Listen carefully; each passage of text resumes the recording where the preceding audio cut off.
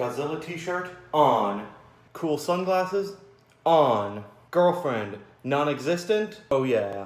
It's kaiju time. Hey everybody, what's up? It's Ryan here again from Ryan Reviews. I'm here to talk about another movie from my 100 Films in 100 Days challenge. Today I'm talking about Gamera, the giant monster. So Gamera centers around the giant monster. Gamera, a giant turtle creature who sometimes they say he comes from the Arctic and sometimes he's like an extraterrestrial, but it changes. I haven't seen all the movies in the series. This is the first one I've actually seen, but I've done research on a lot of them and know a bit about them. But yeah, this movie takes place in Japan where Gamera goes and attacks it.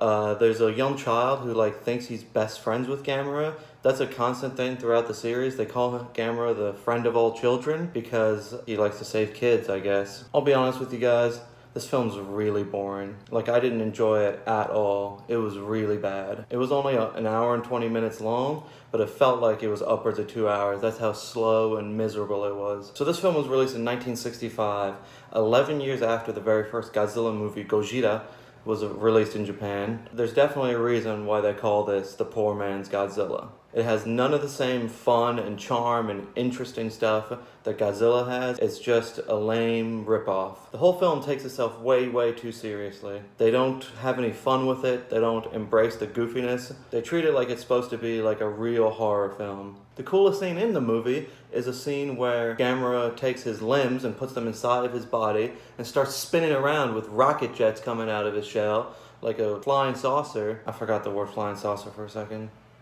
Honestly, I'm really struggling to find stuff to say about this movie because it's really boring. Not much happened. It was just Gamera shows up, he attacks the city, they destroy him. Done. There were some American actors in the film and they were pretty par for the course, pretty normal for that time period, for the 1960s, so nothing really out of the ordinary in that front. I feel like the ending of this movie also is stolen from Godzilla, where they basically freeze Gamera to death, like they did with Godzilla with the oxygen destroyer. Not a very original idea. It works, I guess. Really, I'd say the special effects for Gamera were not very good either. They were probably lower in quality than the original Gojira, which was released 11 years before this, but it had a much bigger budget and was done by a competent studio. I haven't heard of anything good or big that Daiei has released other than this. Honestly, I'd be hard-pressed to say it's much better than King Kong from 1933, which was 32 years before this. That's how pretty poor it all looks. As far as I've heard, the Gamera movies have gotten much, much better ever since Gamera started fighting other monsters. So I think the later movies in the series will probably be much better. I'm going to watch those for this series, but not tomorrow, not in order. I'm not going to watch a whole series in order because I feel like that'll bore people a lot. So overall, I really want to say good things about this movie, but there isn't much to say. It's really poor.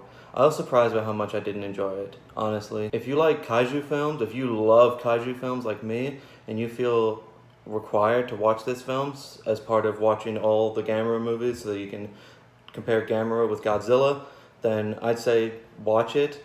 But other than that, there's no reason to watch it. It's not very good. And if you do watch it, make sure to watch it with friends so you can have a laugh and laugh at some of the goofier stuff in it that they play completely straight for some reason. I'm going to give this movie a 2 out of 5. So that was Gamera, the giant monster. So tomorrow, I'm going to be watching A Nightmare on Elm Street, which is something I actually haven't really seen before. I know it's something I probably should have already seen, but I'm not really very big into horror movies at all, so I just haven't gotten the chance, and I really want to get more into horror movies, so I'm going to watch A Nightmare on Elm Street. So that was the review, guys. Thank you very much for watching. Make sure to like, comment, and subscribe.